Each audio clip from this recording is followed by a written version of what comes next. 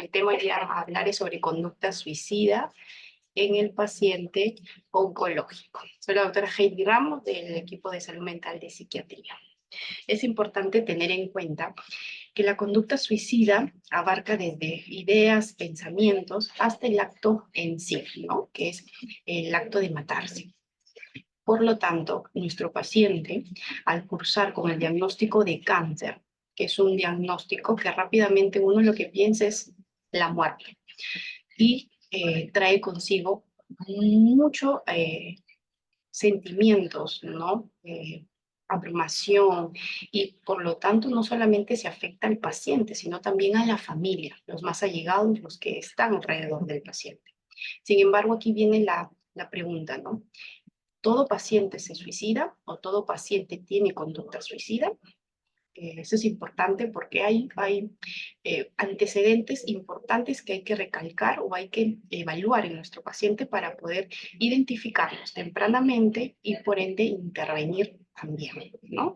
Muy bien, nuestra agenda de hoy es la introducción, los conceptos de que vendría a ser lo que abarca la conducta suicida, una idea o pensamiento suicida, así como también la intención suicida y por último el acto consumado del suicidio.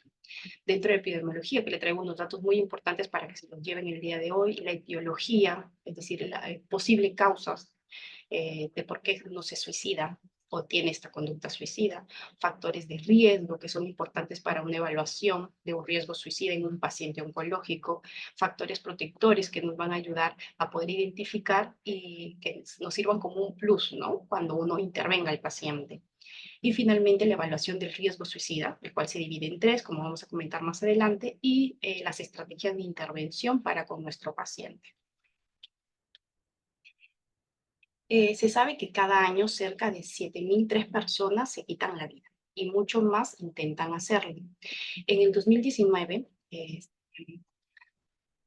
se determinó que era la cuarta causa de defunción en el grupo etario entre 15 a 29 años en todo el mundo en relación al suicidio. Los suicidios no solo ocurren en los países de alto grado, de altos ingresos, también se han determinado que afectan a todas las regiones del mundo. Incluso hay artículos donde estiman que más del 77% de suicidios ocurridos en el 2019 tuvieron lugar en países de ingresos bajos y medios. Por eso uno de los factores de riesgo hoy en día que se cataloga, ¿no?, como factor de riesgo para el suicidio en pacientes oncológicos es el bajo ingreso económico. Y en general, la tasa mundial de suicidio estandarizada por edad es algo que va en declive, pero esto no se observa en todos los países. Incluso se ha visto que la tasa de suicidio en general ha disminuido, pero justo la parte de los pacientes con cáncer es la que se mantiene. El cáncer es un gran problema de salud pública, como les dije, tanto por su prevalencia como su mortalidad en población en general, porque tiene un impacto negativo en la salud mental de los pacientes y familiares. Ojo, cuando nos dicen o nos dan el diagnóstico de cáncer, el paciente es importante identificar en qué contexto, en qué situación está el paciente. De repente es un paciente que vive solo, ¿cierto? Que vive en provincia, de repente no hay trabajo, o de repente tiene que vender sus terrenos o cosas para poder acudir y tener un tratamiento, ¿no? Y esto conlleva a que los familiares también se movilicen y se reorganicen, lo cual a veces cuesta y es difícil. El suicidio es más común en pacientes con cáncer, con trastornos psiquiátricos concomitantes, es decir, importante, paciente con diagnóstico de cáncer, que tenga antecedentes psiquiátricos o que tenga intentos suicidios previos o en curso o haya cursado con eventos traumáticos o adversos en la infancia, adolescencia, aumenta mucho más el nivel de estrés, por lo tanto se vuelve más abrumador, por lo tanto puede que haya un mayor riesgo de conducta suicida. En la población general, alrededor del 90% de las personas que se suicidaron tenían algún trastorno mental y el 60% en relación a una depresión. Sin embargo, hoy en día se estima que la enfermedad oncológica avanzada, es decir, con una progresión de la enfermedad, incluso artículos de cuidados paliativos que estudian el suicidio, refieren que estos pacientes experimentan una ideación autolítica, estimándose en un porcentaje del 8 al 10% en pacientes en situación terminal. Por eso qué importante es paciente oncológico. con enfermedad avanzada, identificar factores de riesgo, factores protectores, dar lugar a una evaluación del mismo y poder ¿no? ser transferido a una unidad de salud mental, ¿no? Para que pueda ser evaluado. Dentro de los conceptos que hay que llevarnos el día de hoy, hablamos de una conducta suicida, es decir, yo pongo el ejemplo como un abanico, ¿cierto? El cual tiene muchas partes. Entonces, la conducta suicida nos abarca, como describen acá, ¿no? Es una condición clínica que se define como el desarrollo del pensamiento suicida. Por eso les decía, viene desde un pensamiento o idea suicida, incluso que puede llegar hasta un acto suicida consumado, es decir, que se dé el suicidio si a la persona se mate. Se puede originar esta conducta en función de que, oye, yo quiero matarme, por lo tanto no encuentro salida, tomo la decisión voluntaria de hacerlo.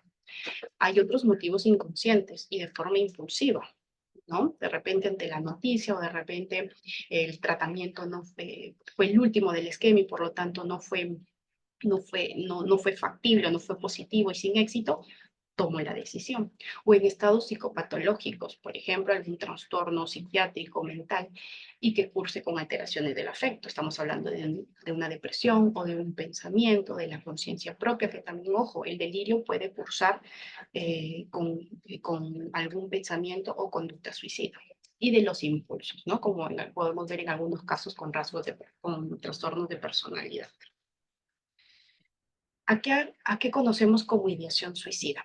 Es a que el conjunto de pensamientos expresan un deseo o intención de morir u otras vivencias psicológicas suicidas.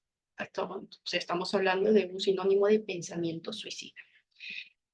Hay que identificar que hay ideas suicidas, ¿cierto? Pasivas y activas. Hablamos de las pasivas cuando no hay un constructo estático, o sea, pueden ir cambiando, ¿no? Mientras que la activa está persistente, la pasiva es ambivalente. Puede que digas, ¿no? La acepte, no la acepte, mientras que la activa ya está, ya le tomé en cuenta, incluso la puedo planificar, ¿no? Y difiere de la gravedad. ¿Por qué? Porque va a depender mucho de en qué contexto, en qué situación se está dando. Por ejemplo, se describe mucho que el paciente oncológico ante el diagnóstico puede cursar con ideación suicida, pero sin embargo no es infrecuente que la mantenga persistente, pues recordar que todo es un proceso y es un proceso donde va desde el diagnóstico, el tratamiento, que es muy engorroso, desde si funciona o no funciona, oye, cómo está yendo en casa a mis familiares, la parte económica también que ¿no? Puede ser también por ahí un factor estresante, etcétera, etcétera. Entonces, ideación suicida nos habla de deseos de morir, ya sea con un plan determinado o de repente solamente en ideas de morir. Aquí les traigo algunos ejemplos. He lidiado con esta enfermedad durante muchos años. No creo que pueda pasar por otro procedimiento. Prefiero morir. Este puede ser un diagnóstico nuevo, pero es cáncer. Si la enfermedad se propaga, el dolor llega a ser lo suficientemente intenso, pues prefiero suicidarme. Este dolor es insoportable. No hay manera de que pueda seguir viviendo así. Todo el mundo estaría mejor sin mí. Entonces son algunos de los pensamientos que puede estar cursando con nuestro paciente. Incluso el simplemente pensar, prefiero dormir y no levantarme más. ¿Para qué seguir si no hay salida? No vale la pena seguir viviendo.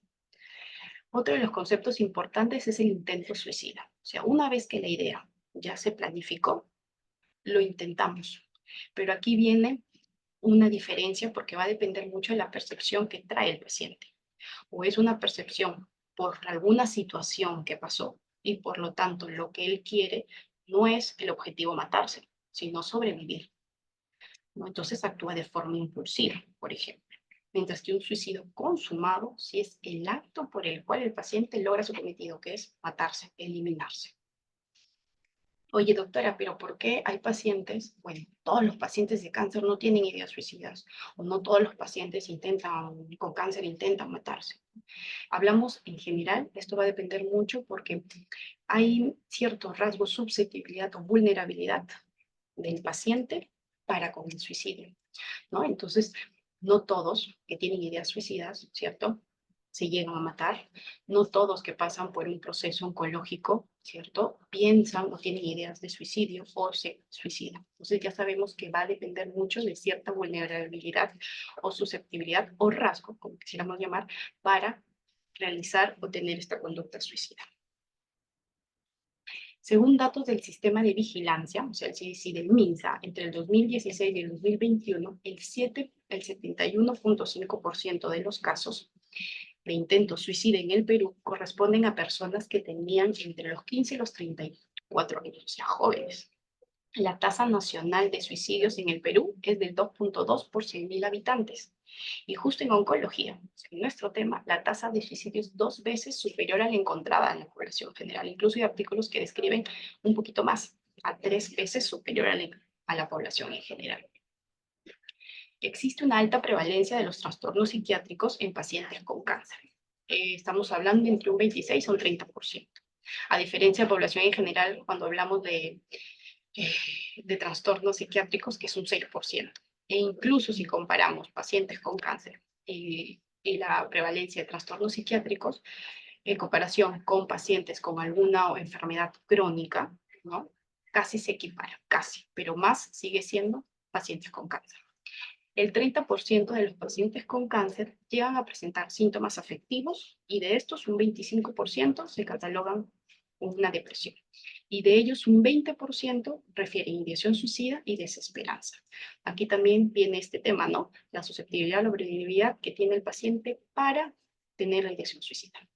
Galindo en su artículo del 2016 afirma que la depresión en pacientes con cáncer suelen asociarse a pensamientos negativos, intrusivos, o sea, esos pensamientos que nos generan mucho malestar, que vienen y están constantemente en nuestra cabecita, relacionados a qué? A la enfermedad y a la muerte. ¿Me curaré? ¿Me irá bien? ¿Funcionará el tratamiento? Eh, ¿Cómo quedaré? Si con esta discapacidad, que fue de repente por alguna intervención quirúrgica debido al cáncer, ¿no? ¿Podré recuperar mi vida? ¿Haré las mismas cosas? Entonces, todos estos pensamientos contribuyen y generan que se mantengan estrategias de afrontamiento poco adaptativas. ¿A qué me refiero? Oye, el paciente de repente va a estar tan enfrascado en las limitaciones, en sus sentimientos, en cómo se siente de forma negativa, sin poder tener esa visión del futuro, que puede haber otras alternativas, que de repente le conviene vivir el aquí y ahora con sus familiares, disfrutar de lo que tiene hoy en día. Y por lo tanto se genera una visión negativa del futuro que contribuye y que genera a más síntomas afectivos y por lo tanto que el paciente no la pase nada bien. Una revisión de las consultas psiquiátricas. Esto es un artículo de revisión que claro, evaluaron, ¿no? Consultas psiquiátricas y determinaron que 1 de cada 3 pacientes con cáncer evaluados tenían tendencias suicidas, con un diagnóstico de depresión y un 20% cursaba con delirio y más del 50% con un trastorno de adaptación. Los sobrevivientes de cáncer, hay artículos que hablan que los sobrevivientes de cáncer, hablando, claro, retrospectivamente, ¿no? Pacientes que cursaron con algún cáncer en la infancia y que hoy en día de repente ya son adultos, tienden a un aumento del riesgo suicida durante la vida adulta y por lo tanto consideran necesarios hacerles un seguimiento durante toda la vida. Dentro de la etiología tenemos varias teorías que explican, ¿no? ¿Por qué se da la conducta suicida? Sin embargo, les he traído el más conocido y el más utilizado, que es el modelo diátesis-estrés, el cual propone una condición de vulnerabilidad y que las respuestas ante un evento estresante expresadas en una serie de reacciones biológicas, psicológicas y comportamentales. O sea, ¿a qué se refiere este modelo, no? Une tanto la presencia de estrés ante de repente entre el diagnóstico de cáncer y la diátesis que viene a ser que tiene carga biológica. Es decir, oye, este paciente que ha sido recién diagnosticado de cáncer tiene, tiene por ahí antecedentes de suicidio de algún familiar o de intentos o de depresión, ¿no? Entonces tiene este rasgo, esta vulnerabilidad que le va a generar posiblemente una conducta suicida. Entonces, ante este modelo, ¿qué nos dice? ¿No? Ante una situación de estrés, o sea, estamos hablando de repente del diagnóstico de cáncer, ¿no? Surgen reacciones. A nivel biológico, porque hay una hiperreactividad de un eje que tenemos a nivel del organismo, el hipotálamo hipofisiario adrenal, y una mayor liberación de noradrenalina, que genera un incremento de una sustancia llamada cortisol, que va a ir en aumento conforme se exponga a este evento estresante. Incluso en estudios en pacientes en vivo se registran niveles bajos de noradrenalina en algunos sujetos con múltiples intentos suicidas. Cuando hablamos de reacciones psicológicas, aquí nos hace hincapié de que cuando el paciente, por ejemplo, si el paciente que recibe el diagnóstico de cáncer está justo atravesando por una situación, o sea, de depresión, de ansiedad, o no le está pasando nada bien, tiende a sobregeneralizar situaciones. Por ejemplo, si hoy día me han diagnosticado todo de cáncer, de repente, y el tratamiento que me van a poner no va a funcionar, porque así dice, así me han dicho, entonces sobregeneralizamos esa situación. Y por lo tanto, tenemos un riesgo potencial a que a no sentirnos nada bien, e incluso pudiendo afectar nuestro día a día, el apoyo social o con nuestros familiares. Y esto puede generar cierta percepción inadecuada de este evento estresante, de repente que el tratamiento no vaya bien, por ejemplo, y relacionándolo directo también con rasgos de personalidad, ¿no? Que más lo vamos a ver en la parte ante la diátesis. Y las reacciones comportamentales, claro, aquí cuando el paciente pues ya está cursando de repente con un episodio depresivo recurrente, ¿no? Y está en constante exposición a eventos adversos, como la ansiedad, la agresión, ¿no? Por el tratamiento, porque no funciona, o porque tiene alguna discapacidad, o por el entorno familiar. Aquí, por ejemplo, en esta imagen nos muestran cómo el eje hipotálamo hipofisiario, ¿cierto? Ante una situación de estrés, ¿no? Libera una hormona llamada corticotrofina, la cual estimula la hipófisis y libera una hormona adenocorticotropina que actúa a nivel de la glándula suprarrenal, que genera, ¿no?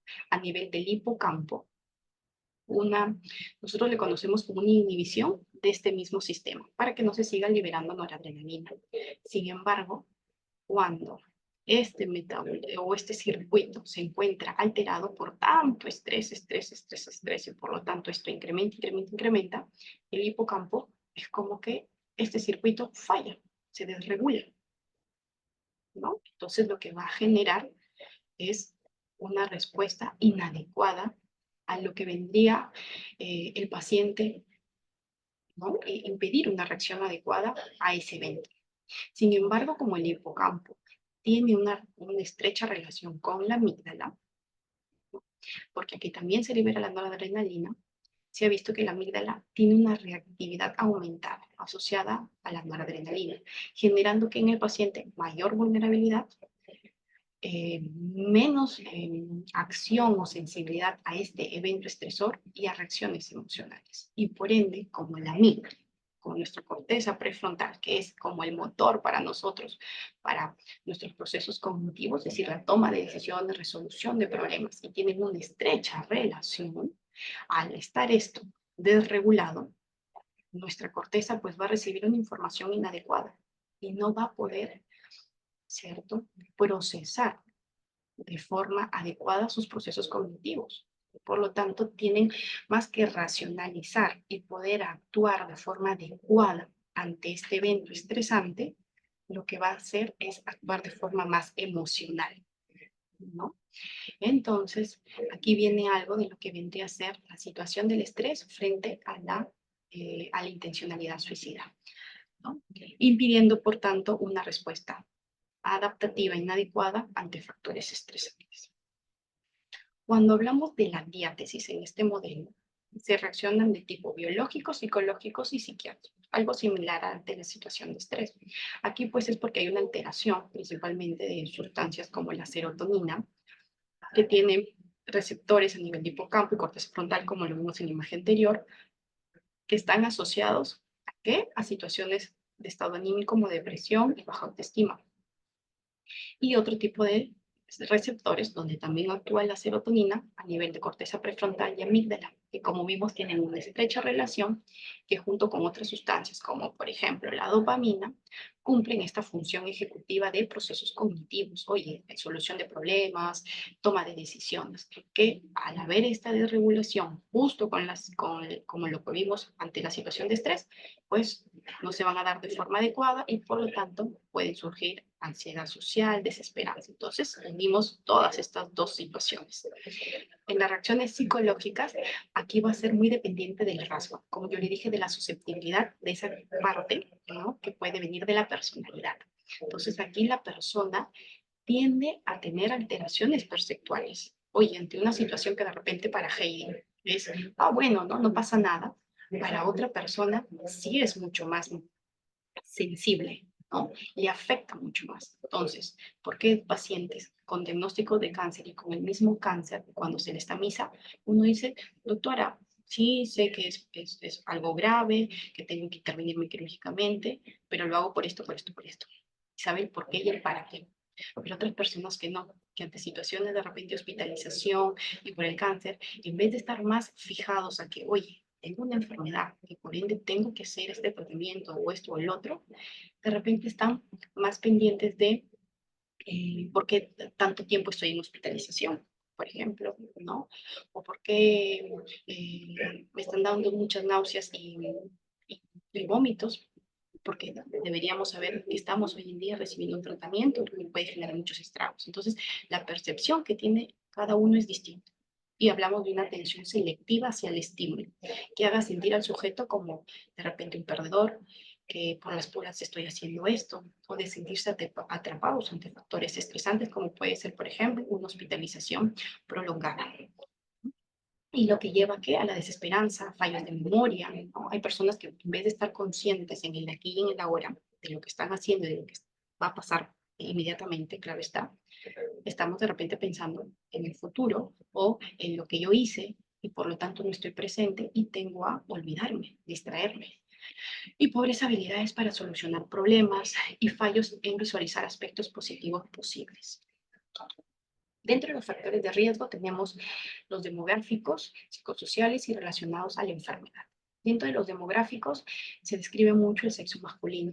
Ojo, importante recalcar, cuando hablamos de un acto suicida, o sea, el paciente decide, ¿cierto?, autoeliminarse y se cumple, es más en varones.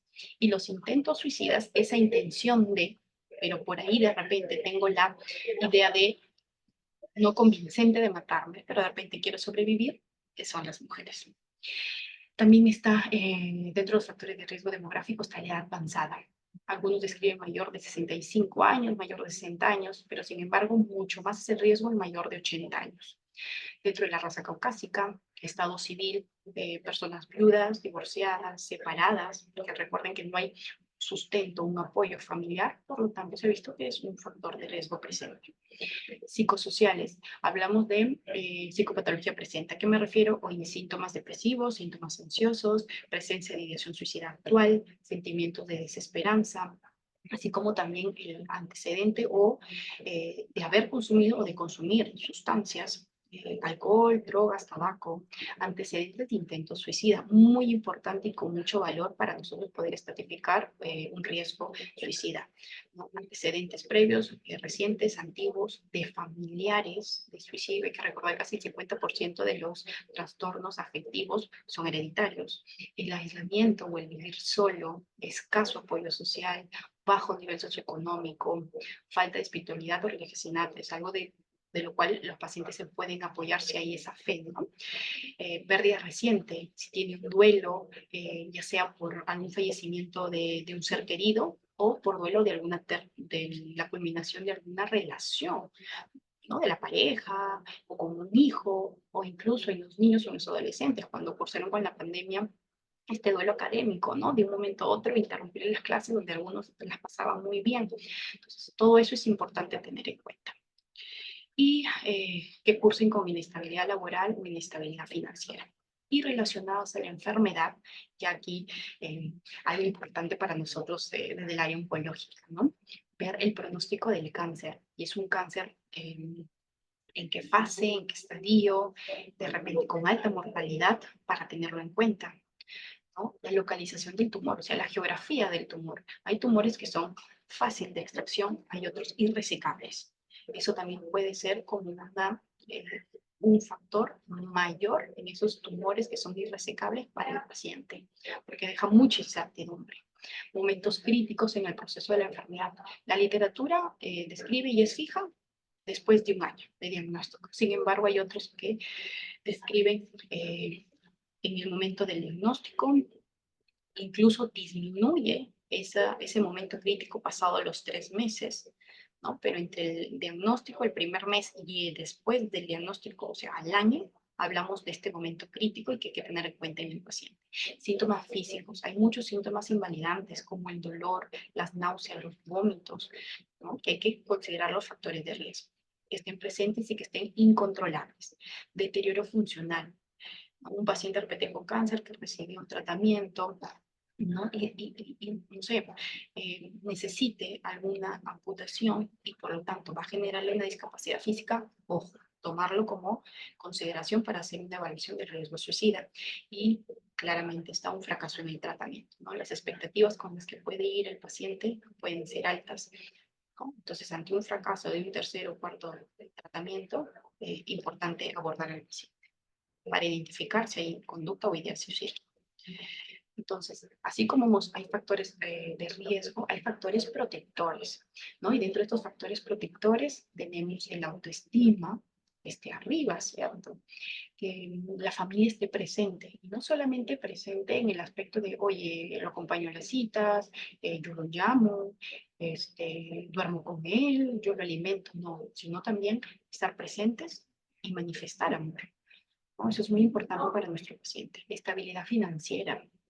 Sí, hay muchos pacientes que vienen de provincia, muchos pacientes que están sin trabajo. Entonces, esa estabilidad financiera ayuda también a que el paciente no se sienta muy estresado. Otro de los factores protectores es el acceso a servicios de salud, ¿no? Qué importante es tener un seguro, ya sea del MINSA, un seguro privado, pero el tener este ingreso nos podemos sentir protegidos y seguros de que vamos a poder continuar con nuestro tratamiento. El cuarto factor protector es el optimismo, ¿no? O ser creyentes o esa espiritualidad. Perdón. Y el quinto factor protector es que el paciente tenga habilidades para buscar soluciones a sus problemas, tomar decisiones, ¿no? Hay muchas personas que les cuesta siempre tomar decisiones porque dependen de otros por sus propias características de personalidad. Y por último, dentro de los factores protectores, tenemos la resiliencia. La resiliencia es un tema muy tocado hoy en día. Sabemos que es esa capacidad para, ¿cierto?, enfrentar las adversidades. Sin embargo, dicen que es algo innato, pero se puede llegar a entender. Y creo que uno de los más importantes es el apoyo social, ¿no? Una persona que viene sola y que de repente no tiene familiares, pero sin embargo da mucha alegría escuchar, ¿no? Que tiene amigos, que tiene vecinos que se han unido para apoyarlo y que obviamente el paciente lo recibe con muy buenas intenciones. Por lo tanto, conociendo factores de riesgo, conociendo factores protectores, importantísimo dar igual una evaluación temprana del riesgo suicida. ¿Para qué? Para poder dar una intervención psiquiátrica y psicológica a tiempo. Y buscar intervención social y familiar, no solamente intervenir al paciente, sino también a la familia, qué puede hacer o qué hacerse. Y finalmente, permitir, ya sea prevenir que se dé un suicidio o controlar eficazmente la conducta suicida. Entonces, ¿cómo evaluamos el riesgo suicida? Primero, detectar si hay ideación suicida. Una de las preguntas que les traigo es que ustedes pueden hacer, ¿no? ¿Alguna vez te has encontrado pensando que no quieres vivir, que estarías mejor muerto?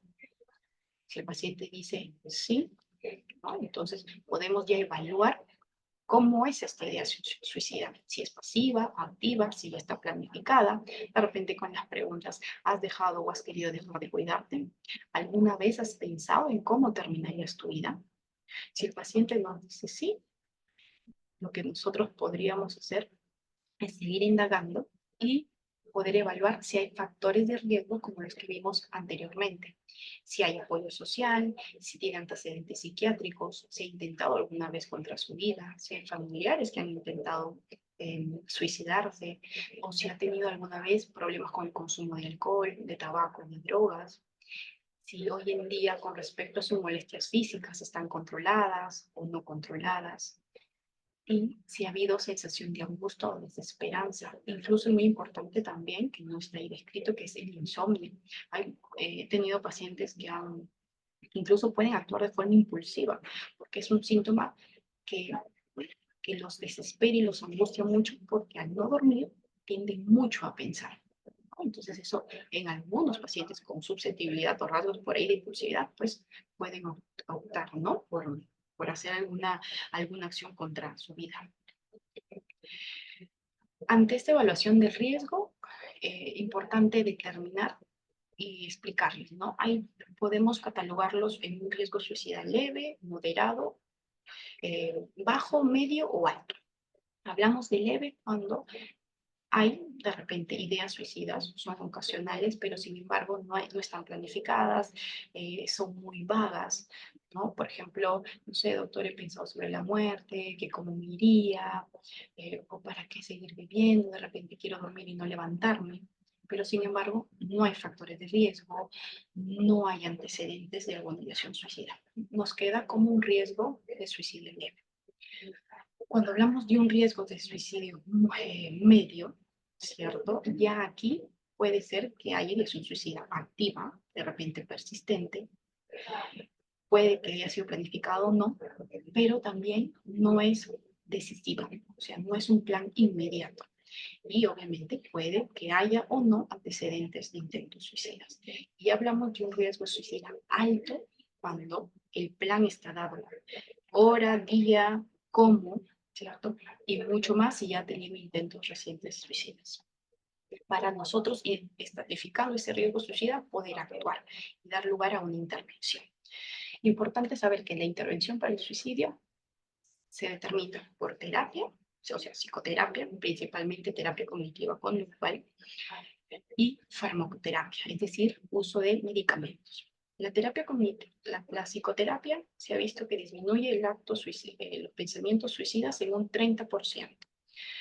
Cuando es necesario, es que nosotros intervenimos con farmacoterapia, principalmente antidepresivos, como vimos anteriormente en las estadísticas, mayormente asociados a depresión o algún otro tipo de síntomas afectivos. Por lo tanto, nosotros ahí es donde dejamos medicamentos, ¿no? Y dependiendo también las características y el perfil clínico de cada paciente. Finalmente, considerar la gravedad y el entorno. Oye, ¿es un paciente solo o es un paciente con familia? ¿Es un paciente de repente, no sé, que vive en la calle, o de repente es un paciente que no tiene una casa? Entonces, identificando esa gravedad y el entorno, ¿no? Para poder intervenir y dar a cabo ciertas estrategias de intervención. Entonces, yo aquí les dejo un paciente, ¿no? Oncológico, que de repente cursa con ideación suicida, pero sin ideación suicida, o sea, de repente está con estos pensamientos negativos, ¿no?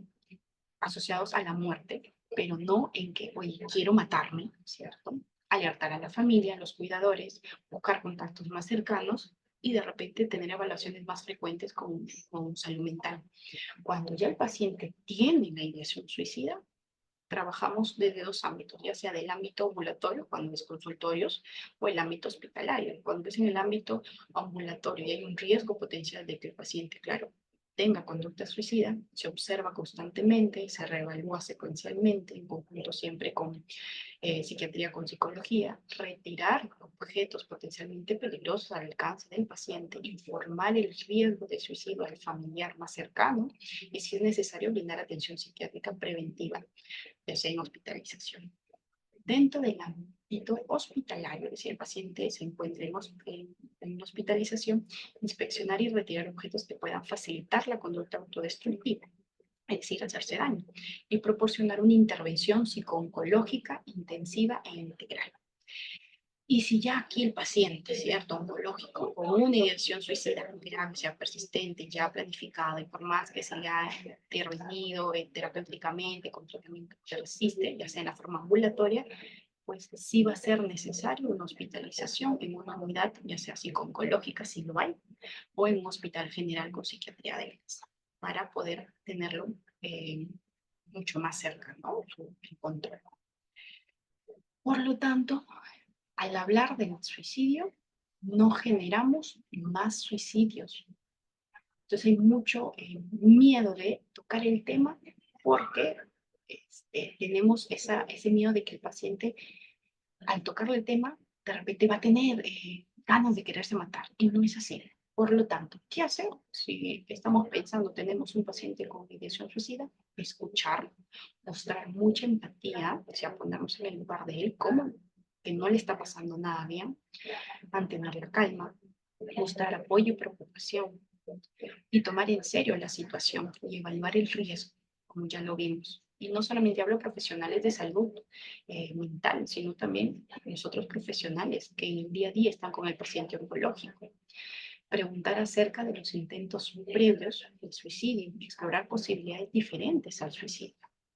Esto lo puede hacer incluso el propio familiar o una persona llegada. Preguntar acerca del plan suicidio, perdón.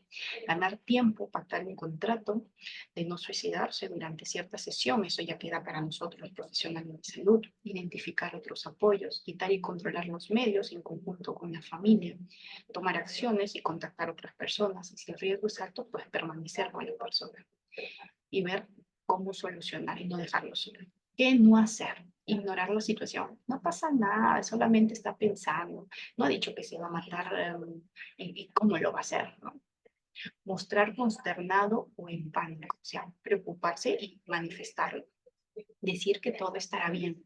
No hay que generar falsas expectativas en pacientes que no le están pasando bien. Más bien lo que podemos generar al decirle, no te preocupes, todo va a estar bien, es que el paciente piense que no lo entendemos, que no lo estamos escuchando y que de repente se enoje o se moleste o se incomode, ¿no? Al no saber o al sentir que no está siendo escuchado, ¿no? Retar a la persona a seguir adelante. Estaríamos generando también falsas expectativas, porque el paciente de repente sabe eh, ¿cierto? Que de repente es el último tratamiento, de repente que esté cuidados paliativos. ¿No? Entonces, a tener mucho tino y cuidado en estos temas, ¿no? Y hacer parecer que el problema es algo trivial, algo pasajero. Dar falsas garantías y jurar guardar secretos, mucho más con niños y adolescentes que nos puedan especificar esto, sus ideas, sus pensamientos y decirles, si no te preocupes, no le voy a contar nada a tus padres. Pues no, más bien enseñarles que se tiene que enfrentar y que en conjunto vamos a ver alguna solución y dejar a la persona sola. Y por último, los 4 puntos claves que les dejo el día de hoy es que el suicidio es un problema global y porque es una cuestión de salud pública. Hemos visto que puede pasar en países de altos ingresos, de bajos ingresos, y que va a depender mucho de qué, de ese rasgo de vulnerabilidad que tiene el paciente. Afecta a todas las edades, sexos y regiones del mundo. Los pensamientos de suicidio son comunes, pero menos frecuente es la presencia de esa ideación suicida persistente. Y importantísimo, una evaluación del riesgo es esencial para que se pueda implementar estrategias de intervención en conjunto con el profesional de salud. Muy bien, gracias.